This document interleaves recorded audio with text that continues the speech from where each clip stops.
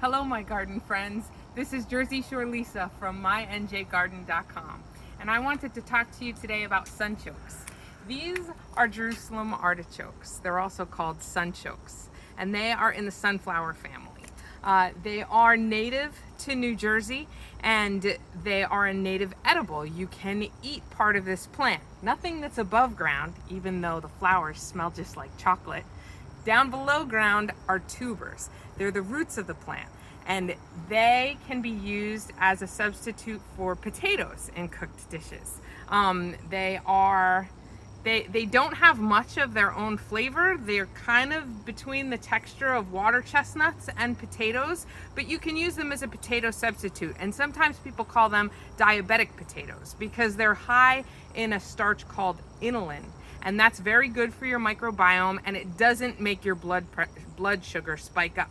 So they're okay for diabetics to eat. So this stand of Jerusalem artichokes is a red-skinned variety, and it's also not really that tall of a plant. This stand right here is topping out at maybe 6 feet tall, but I have Jerusalem artichokes planted on the other side of the yard. It's usually a nice big patch, and that's a white-skinned variety that can get up to 10 to 12 feet tall, but it's not doing really well this year. So come with me to take a look. I've had some pest pressure, and I think the problem is because of voles in the yard. Voles are little critters that dig underground, and they eat the roots of vegetable crops. So over here you can see the pawpaw tree, and between the pawpaw and the fence, this is where I usually have a nice big patch of sunchokes, but they did really badly this year because one plant after another, the voles took them down.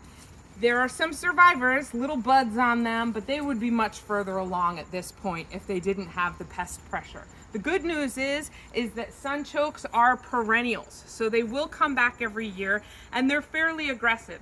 So those voles need to just leave behind a little tiny bit of root in the soil, and the plants will come back.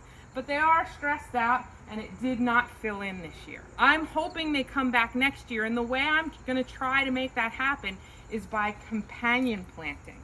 I have here a head of garlic, and you can buy garlic at the grocery store and plant that if you can't find any seed garlic from nurseries or seed catalogs, if you can't get your hands on it. Now is the time of year you'll want to plant in New Jersey. You plant garlic in the fall, right up through until the ground gets too cold to work in it. But you'll want to break it apart into the individual cloves, and you can see this is where the roots will come out of, and the pointy part should be facing up. So when you plant garlic,